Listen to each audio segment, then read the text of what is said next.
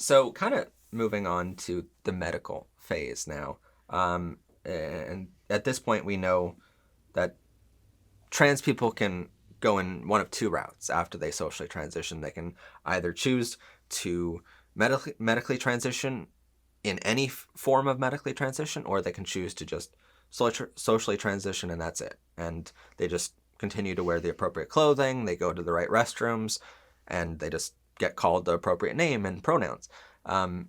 Because some people are scared of the surgeries or the hormones yet, because there's not enough historical data yet on those. Even the most experienced doctors in this industry will tell you that there's not enough historical data.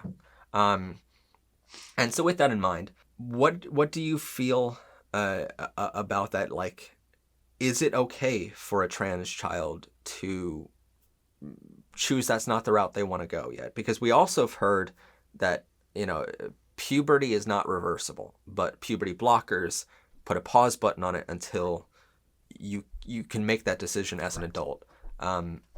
Is it okay for children to go through puberty and to let that happen, even though it's not reversible to the wrong gender?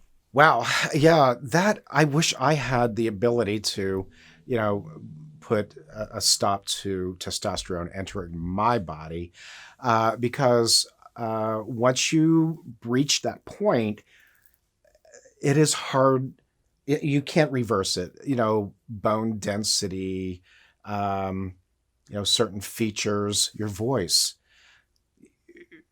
Could be as much as that, an Adam's apple evolving, or, maybe a brow bone protruding a little bit too far that eventually you're going to have to get shaved down because it looks more, feminine. Facial feminine surgery costs a lot of money, guys. So catching, yourself before puberty is paramount. And I would say to make an absolute seamless transition into being a young girl, because you will develop, as such. You won't get the musculature that once that testosterone kicks in, you're going to be stuck with for the rest of your life. Can't reverse it. Some things through surgery, but it is expensive.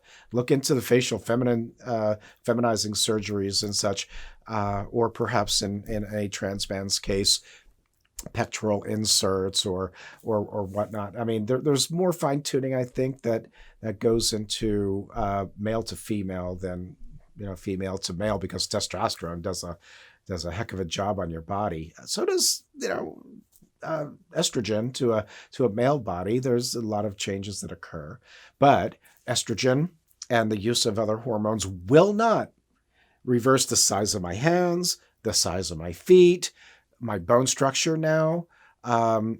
It just won't reverse it. And my voice. Now my voice is matured. It's, the vocal cords have relaxed. I have those lower tones now.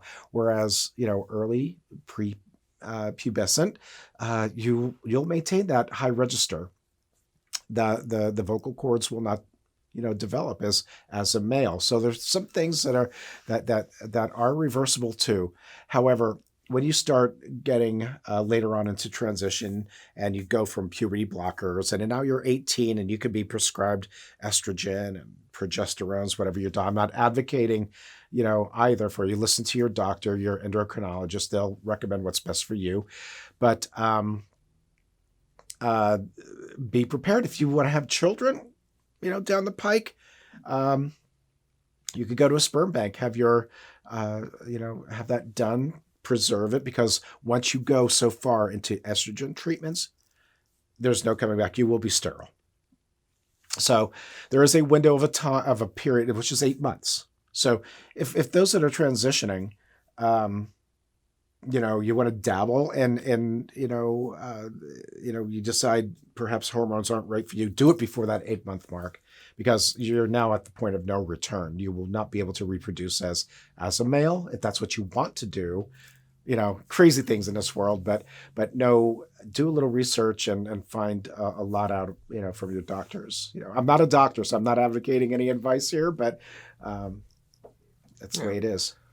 Still not enough rainbows? Click here to see more weekly episodes of Powered by Rainbows, Semester 4, only on MHP TV.